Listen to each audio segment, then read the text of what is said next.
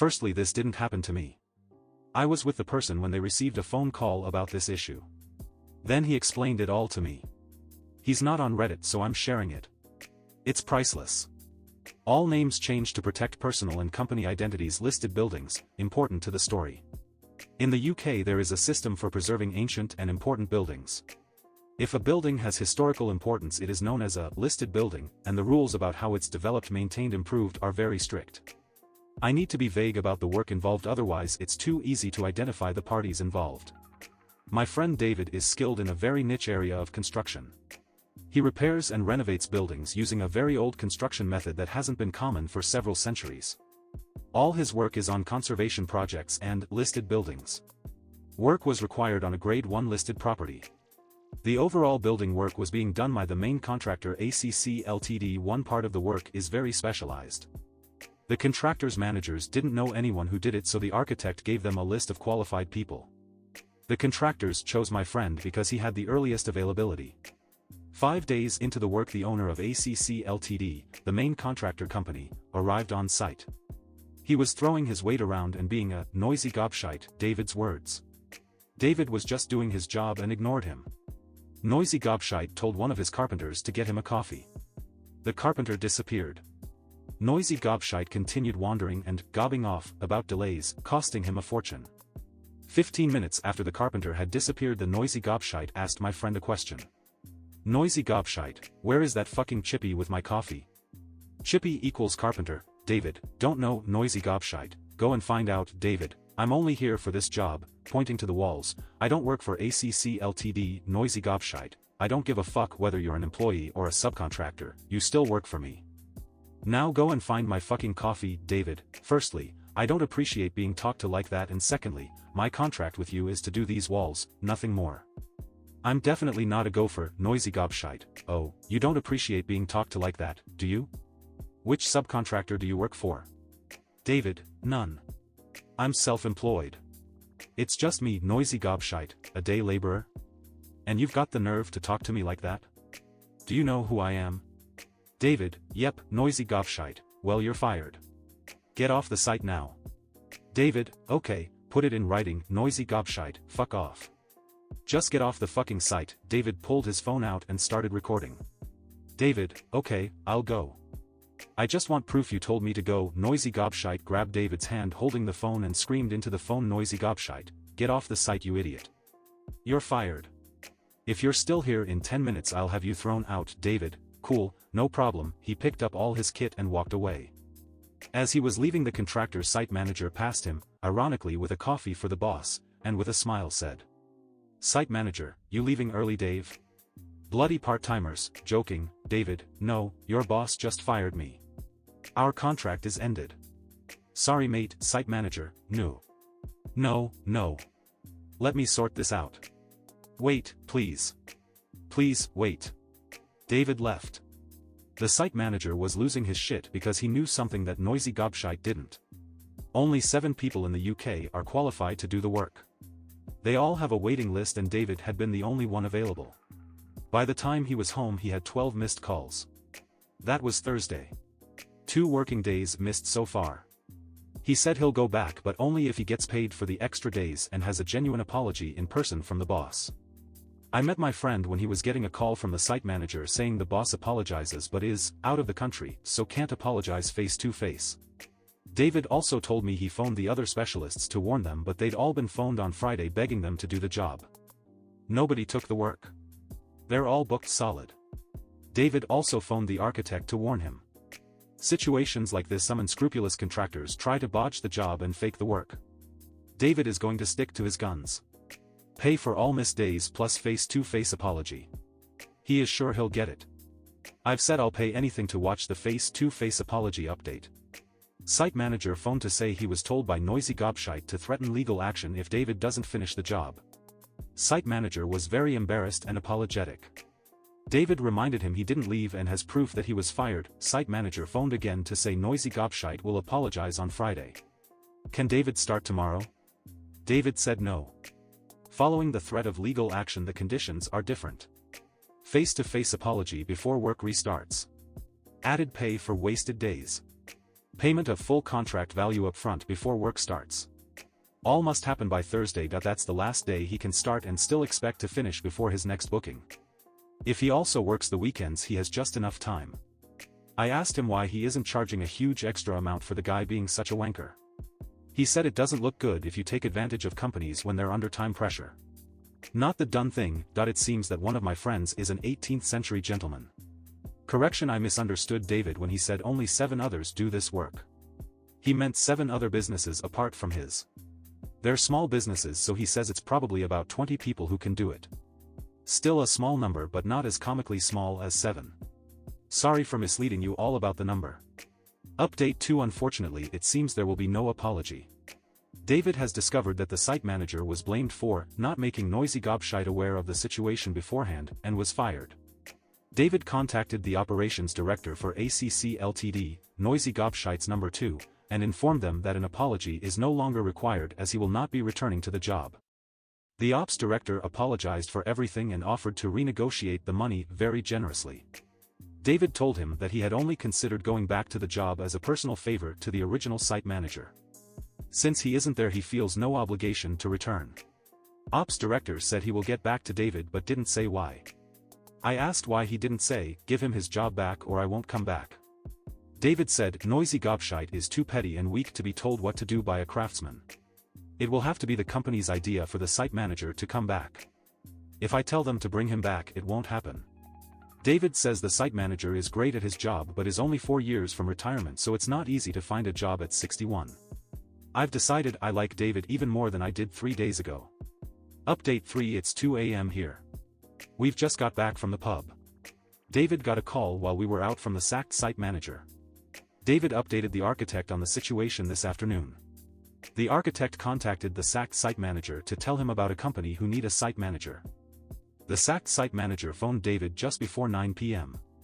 I had to sit through the phone call, only hearing one side. I must have looked childishly excited like I'd got an arseful of sparrows. Then David filled me in. The site manager rang to thank him and to find out his favorite drink so he can send him a bottle. He hasn't got the new job yet, but he is seeing them on Friday. Apparently, the architect's recommendation carries some weight, so he's optimistic. David refused at first. I didn't get you a job, the architect did. The site manager said, but you set all this shit in motion and told the architect that I'd been fired. Because of you, I never need to deal with that obnoxious pillock ever again.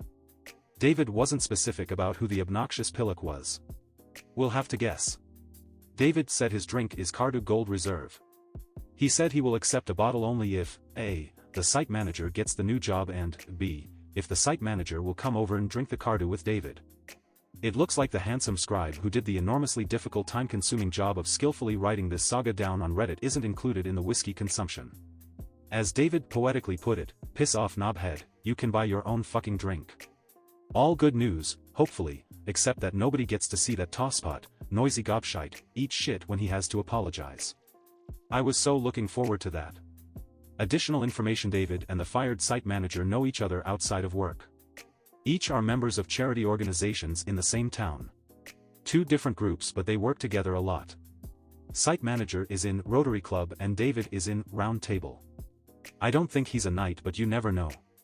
Update 4. Operations director for ACC Ltd phoned David to suggest that they take the site manager back and generously renegotiate the money. David says they've missed the boat. There is no way he can finish the job on his own before he starts his next job. There is an absolute minimum of 11 days work left if everything goes without a hitch. David's next job starts November 4th. Only 10 days left if he works both weekends. Too late. I wish I could be a fly on the wall when Noisy Gobshite is told. The most common question many are asking what David does. If I said what it was, it's so identifying that I might as well give you his real name and his address. Sorry. The reason there are very few of them is it takes 5 years to become just competent and at least 9 years to be a master craftsman. The jobs need at least one master present when the work is done. Update 5. Bad news. The fired site manager didn't get the other job. He met the new company, but they're not taking him on. The reasons aren't clear. David is meeting him on Sunday to discuss it. I can tell David feels like shit about it even though it's not his fault. Site manager says he's going to take action for unfair dismissal. I thought this was going to be win-win-win, but I suppose life isn't like that. Update 6 news about the sacked site manager. The situation isn't as bad as we first thought. I think we misunderstood what happened on Friday. David talked to him yesterday. The company he saw on Friday are not employing him in the normal way, that part was correct. But they have offered him a fixed-term contract for 18 months on a distribution center build. It's not perfect, but on the bright side it's slightly better paid than ACC. It's only 18 months, but that's better than nothing. There is also the chance that the new company might extend the contract if another project comes in. Update 7. Seriously? David has heard that they're getting a Bulgarian to come over to do the job. David was grinning when he told me. He thinks he knows what will happen. There is a similar but different technique that was used on some 19th century buildings in Sofia. David thinks that the guy will use that technique. It looks similar, but two very important materials are different. David has decided to wait. He plans to let the Bulgarian finish the job and get paid. Then David is going to suggest to the planning department and the client that they check the two components. Unless the Bulgarian knows the 17th century English method, he will have used the wrong materials. It would mean ripping it out and starting again. They are incredibly strict with this type of work. I shouldn't want this so much, but I really hope this happens. I'm a petty man. Further information: many people are asking when will David know if the Bulgarian has done the job right. David might know fairly soon, since there are very few suppliers of one of the materials. If the Bulgarian contacts them, David will be told. David's words: it's a tiny incestuous part of the industry and they gossip like old women. Correction, we all gossip like old women. If he doesn't go there, David is leaving it alone until he is told that the work is finished and the Bulgarian is paid. He doesn't want to put the guy's money at risk. In David's words, I don't want the Bulgarian to drag his arse over here and go home empty-handed just because I can't wait to drop silly bollocks in the shit. The man's got a living to earn. I'll wait. Just in case of confusion, silly bollocks is the same person as noisy gobshite. It should take the Bulgarian about 3 weeks to finish the job unless he works weekends. David knows plenty of people on site and a few at ACC head office, so he'll know when the job is finished. So I've got to sit on my hands for 3 to 4 weeks and pretend I'm not an excited 7-year-old girl pissing her pants about Christmas coming. Update 8. David has been told that the Bulgarian got straight to it and started work. He's had materials delivered, but from an ordinary building supplier. The stuff he needs to do the job properly is too bulky for him to bring with him, even if they sell it in Bulgaria. He hasn't ordered it from the UK supplier. There are 3, but only one has enough for this job because they got it in for David. So, unless it is coming by road and ferry, he is not using the right materials. David wouldn't allow it to go unreported even if he wasn't annoyed about noisy gobshite. He's got a genuine passion for looking after all these buildings he works on, and he is a purist when it comes to historical accuracy. So now I have to hold my water for 3 to 4 weeks. David says that if he's using more modern materials he might finish sooner. 3 weeks is the time it takes if you stay in the 17th century. I've turned into a bit of a weirdo about this job. When I phoned David earlier on a pretext, he realized I was after info again. David, fuck me. Do you want me to fit a body cam so you can see and hear everything as it happens? Me, if it's not too much trouble and you can link me into your phone calls. That'd be nice. David, after laughing, you fucking knob cheese. Is it okay if I cover the lens when I'm shitting and shagging my wife? Me, personally, I don't do those two things at the same time, but whatever floats your boat. David, you're telling me you do them separately? When are you shagging my wife? Me, right after she's cleaned all the shit off the sheets from doing you. Some of us are fussy. David, piss off. You're an uptight clean freak. Hangs up. No goodbye, no see you soon. English manners aren't what they used to be. I know it doesn't look like it, but, honestly, I do have a life. I promise. TLDR, owner of contracting firm fires subcontractor without realizing nobody else can do the essential work. Lots of shit ensues. Update number 1, update, do you know who I am? Backfires on business owner. When I first started writing this I would never have believed I was going to type. Update 9, lots of news. The Bulgarian finished the job and went home 2 weeks ago. According to the people who met him, Stefan, the Bulgarian, was a good guy and a very hard worker. He did 12-hour days and weekends so he could cut the cost of staying in the UK. Based on what he learned about Stefan, David is happy that he waited until Stefan got paid before he reported the work. David was already fairly sure that Stefan was not doing the job correctly. He had checked the 3 firms who are the only UK suppliers of the most obscure material involved in the job, and none said they'd had an order for the site. Of course, it was possible that Stefan imported it, but nobody on site had seen an overseas material order. So, as planned, David contacted the local authority planning department, the client and the architect, and an organization called Historic England. He explained his concerns in the easiest, least intrusive way of testing. Then he waited for them to look into it. It only took a couple of days, but I can honestly say that I've never been so anxious or felt so invested in something that is none of my pissing business. First report came from the architect. Wrong method used. Wrong method using the wrong materials. He'd used a 19th century Bulgarian technique, not the 17th century English that is demanded. The architect was enormously pissed off. David said he's never heard the architect use bad language before, but this phone call was blue. Apparently, noisy gobshite is called that ignorant fucking cockwomble by the architect. David asked me what a cockwomble is. I had no idea. Suggestions welcome. The architect said he was going to contact the local authority because he doesn't want them to think this is anything to do with him. Most of the rest came to David's second or third hand. He knows some of the staff from ACC. I asked if it was difficult to get them to tell him anything. He said they can't pick the phone up fast enough. The local authority planning officers visited the site and inspected the work. They told the contractor that the work was entirely wrong and must be cleared and done properly. Then it got interesting. The inspectors had a look around the site. They found an issue. I can't be specific about this because it would be too easy to identify the buildings involved. The contractor has destroyed part of the building. There was an internal feature that didn't look particularly important but is part of the roof structure. They removed it and put in a much better modern support. But they are not allowed to. Neither the project manager or the new site manager or staff knew the importance. Guess who ordered it to be replaced? Cheap quick option, instead of repaired, slow expensive option. Of course, it was noisy gobshite. It's a criminal offense to destroy anything on this type of property. Jail time type of crime. Even if they don't go to jail, it's a massive fine. So now everybody in that company is pointing fingers at each other and claiming no responsibility. Noisy gobshite has claimed that he did not give the order to take out the internal parts of the roof structure. The project manager has email evidence he did. On Tuesday 19th, the client ordered all of the contractor's staff off the site. They're having everything examined. It's almost certain they're firing the contractor. They've issued instructions for bids from new contractors. They'll also sue the contractor for the cost of repairing and replacing everything they've done wrong. The architect's estimate was £800,000.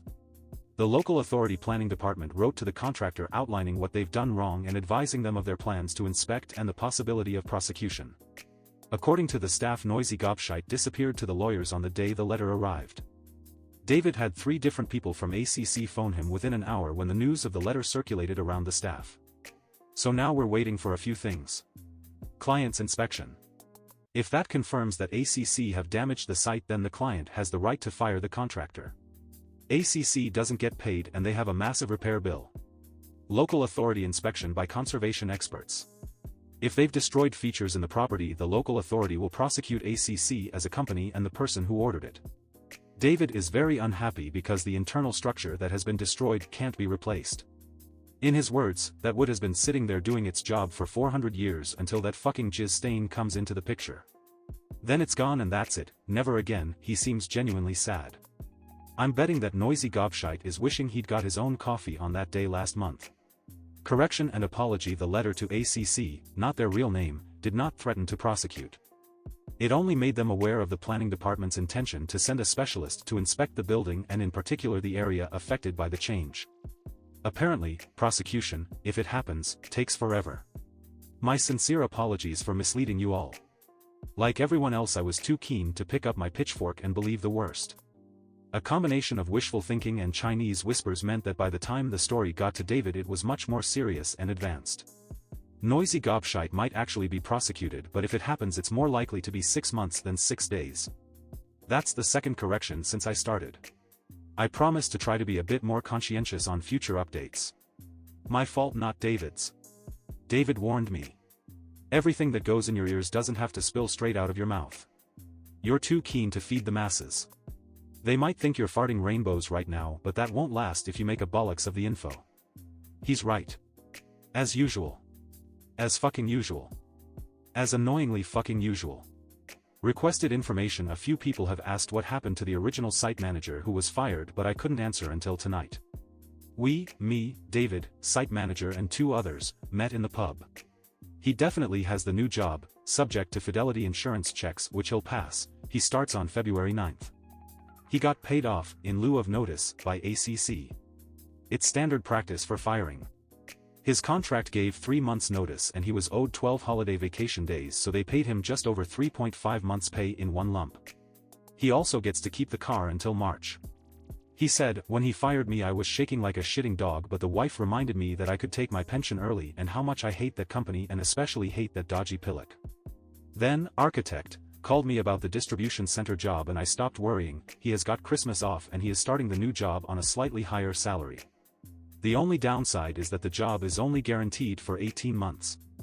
There is the strong possibility that the company will keep him after that if they have work. It's just not definite.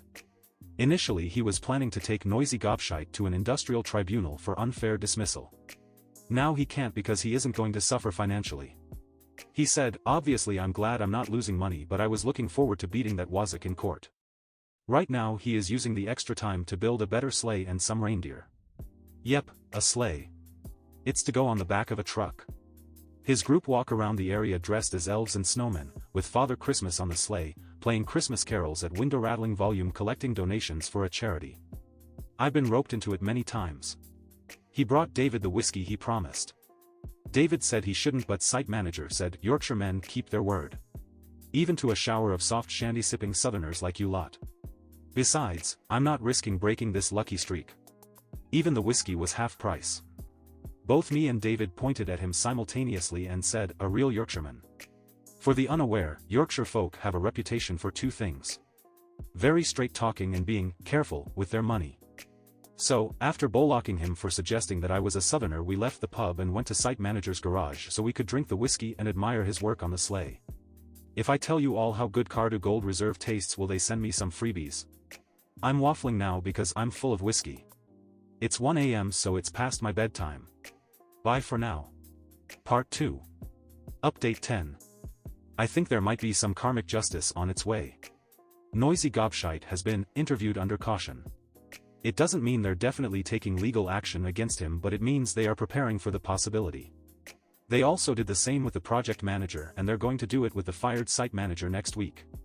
The site manager is confident he has nothing to worry about. The decision to remove the roof support sections was made after he was fired. He said he was confident that if he'd been there at the time of the illegal alteration, the Noisy Gobshite would have tried to pass responsibility. Or as site manager put it, that cowardly slope-shouldered turd would have shat all over me to save his own skin. Can turd shit? Luckily, the project manager has proof, in the form of an email, that Noisy Gobshite ordered the work. Noisy Gobshite tried to bribe him not to pass it on to the people investigating this for the local authority planning department. When that didn't work, he tried to threaten him.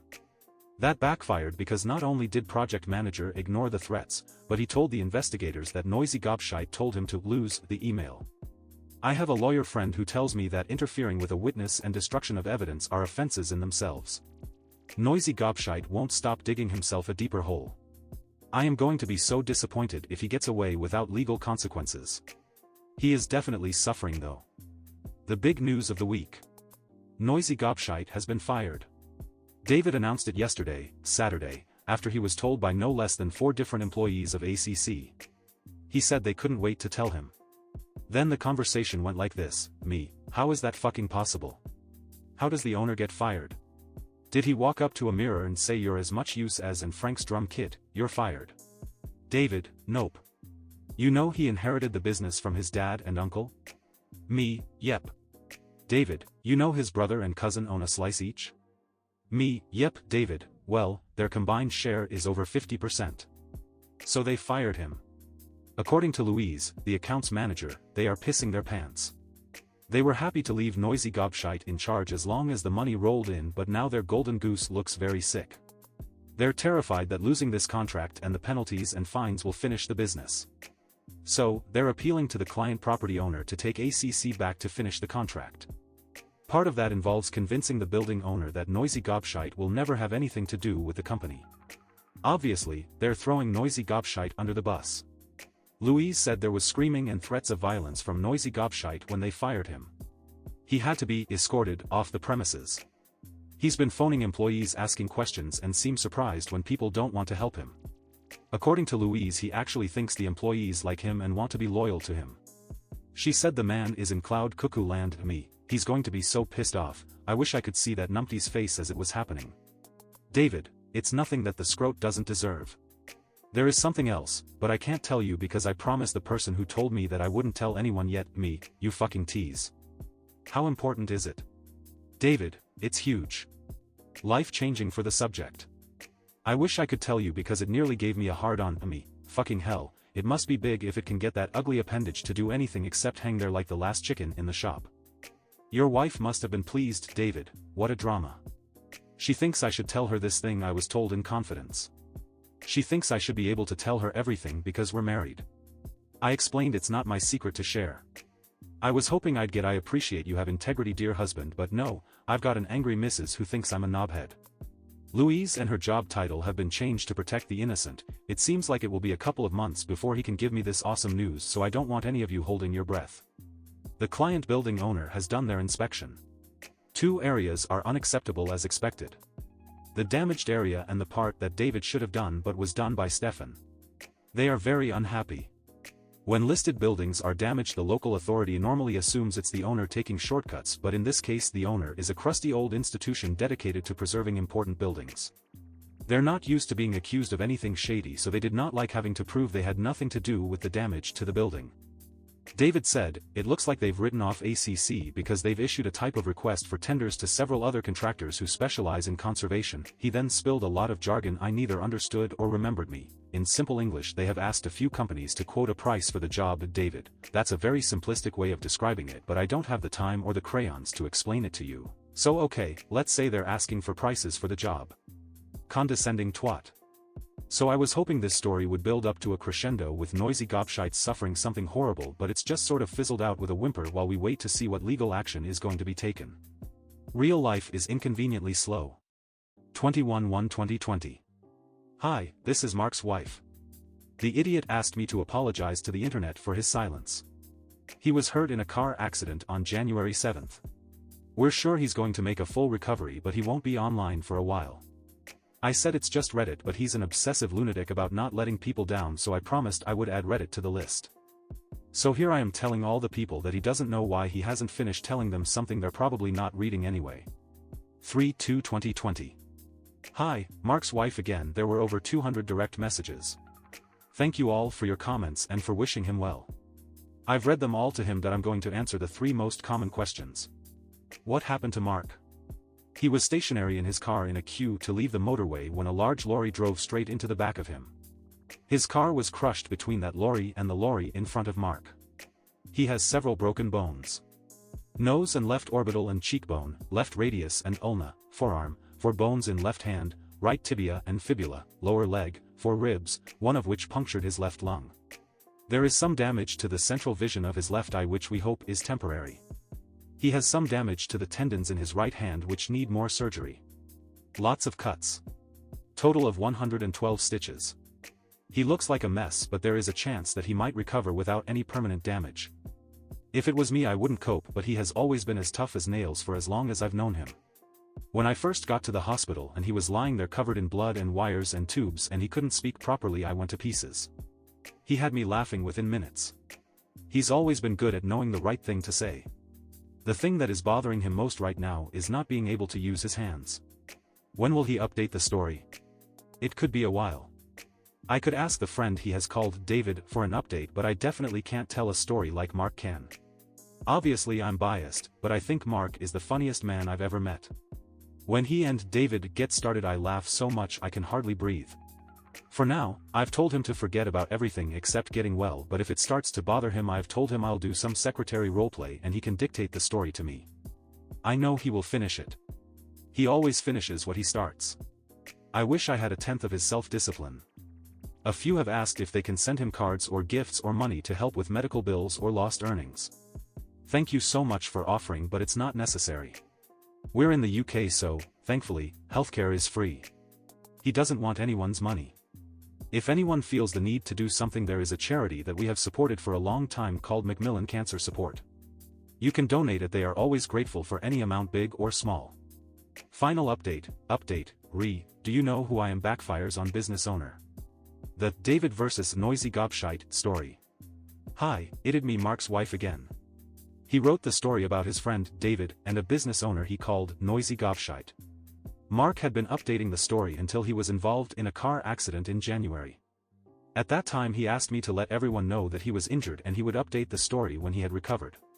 Unfortunately, just over a week after my last comment, Mark passed away. Everyone thought he was recovering, but without warning he suddenly became unconscious and died very quickly. The staff tried everything they could to save him, but he had suffered a ruptured aorta. They said it had probably been damaged during the accident and isn't uncommon in car crashes. I'm sorry I didn't update this sooner, but to be honest I completely forgot about this website. It was only when I came back to read Mark's words again that I saw how many people were waiting for Mark to finish the story. I don't know how many people will see this update, but if you know anyone who was waiting for Mark to reply, would you please pass this news to them? Thank you. Thank you to the hundreds of people who left get well messages for Mark.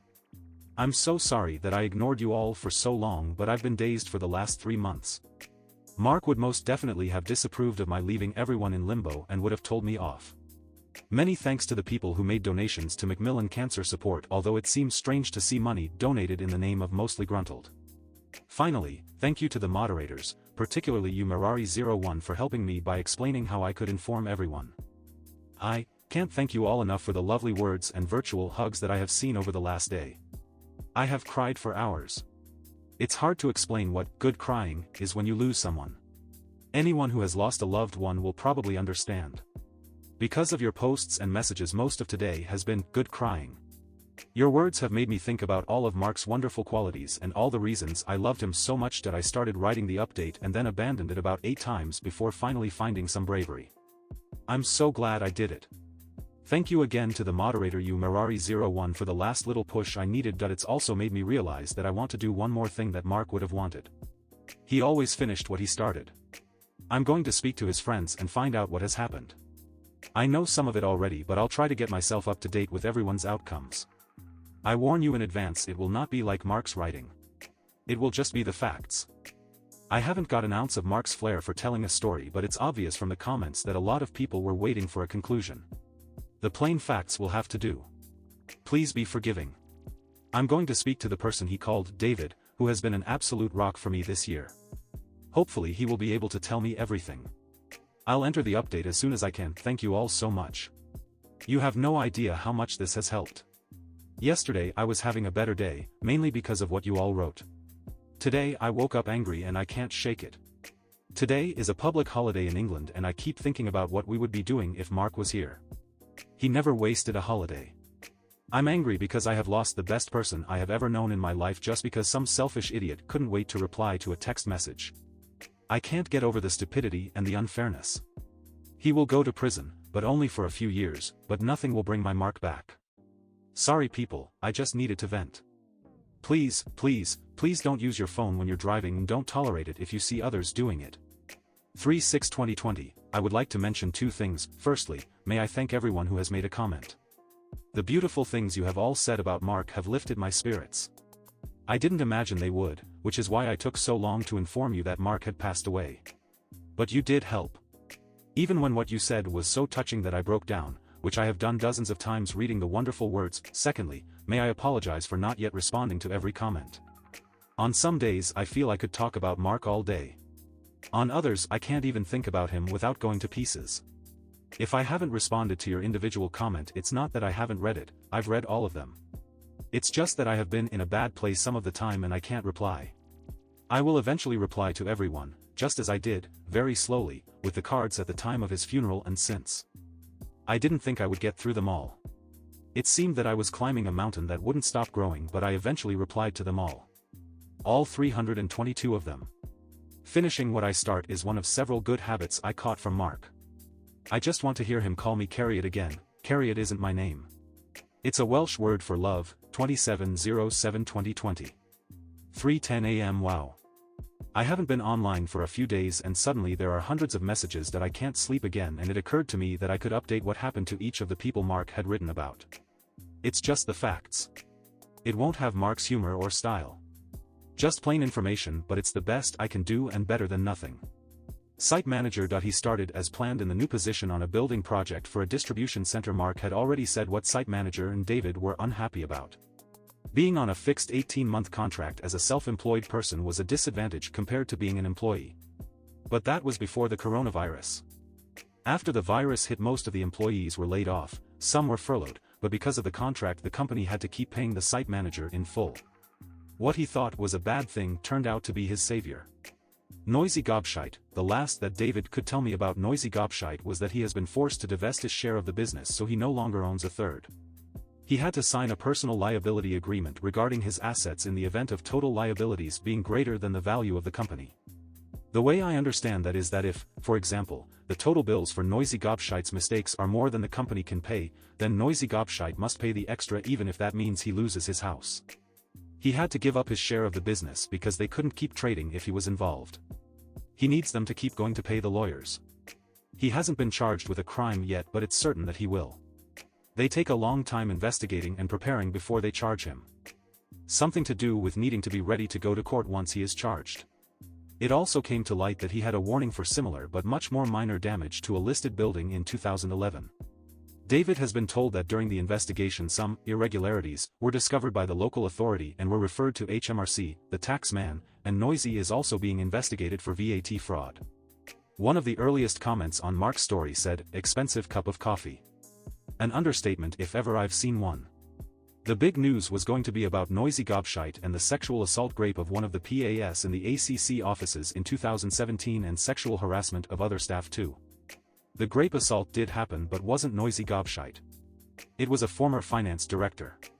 Stories about sexual harassment of female staff have not developed and turned out to be just rumor. David, financially and work-wise, he is probably one of the few people who were not affected by the COVID-19 outbreak. Because he works on his own and has no social distancing issues, he has continued almost as usual.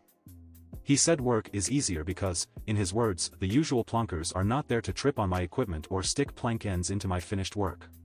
Personally, David is not doing so well. Outside of family, David took Mark's death worse than anybody. He tries not to show it in front of me. When he is with me, he is a rock. He has saved me from myself. He is one of 3 people where I feel I can really let go about Mark.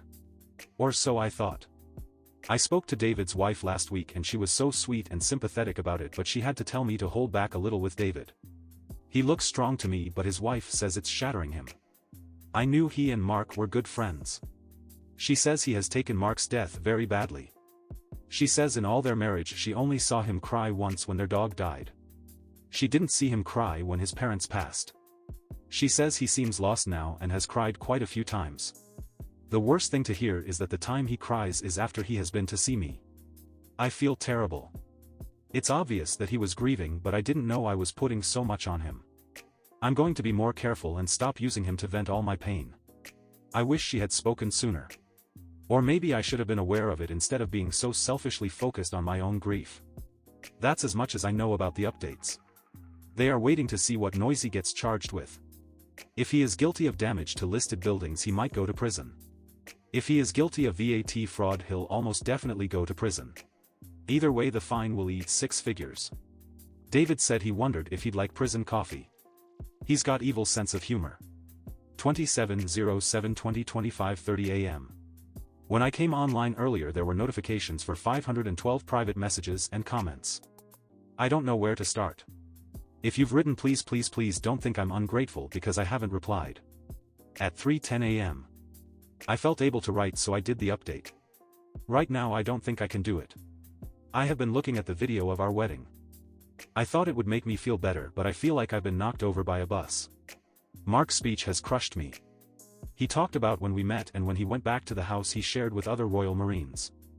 One of them asked Mark, "What's the joke?" Then again, "You're grinning about something, come on, what's so funny?" Mark said he couldn't and wouldn't explain it to them. He just couldn't stop smiling every time he thought about our date. He said he felt like that every time he thought about me. On our wedding day it made me smile and brought a tear to my eyes, but this morning it broke me. I don't think the pain is getting easier. I think it's getting worse. I can't stand it. I feel it all through me and I can't stop it. All I can think lately is that if I can't have him back, I wish I had been in the car with him. He was an atheist and he always said, this is all you get, so don't dare waste any of it, so he wouldn't approve of me hurting myself, so I don't think I can. It's just so hard to carry on with this pain. I just want it to stop. I'm sorry to carry on like this. I daren't say this to people I know because they worry, but writing here is like screaming into a diary. My apologies to everyone. They'll try to get a hold on things, but I miss him so much and I can't stop it hurting. I don't know what to do. Update: since I last updated this submission, I've replied to quite a lot of messages. Hundreds. But I didn't get through them all. I can't see any more of the messages in chat, but the screen says I still have 92 waiting. If you didn't get an answer, you're in the 92. It was our anniversary yesterday, August 30th. I was dreading it, but then when it came it was sort of empty. I watched our wedding video. I cried. I answered some messages. Halfway through one message I was suddenly overwhelmed with the realization that all the happiness I will ever have in my life has already happened. And finished. Everything I try to do in the future is just going to be overwritten with Mark should be here, but he isn't. Everything from here until I die is just going to be existence. Just breathing and watching the days pass.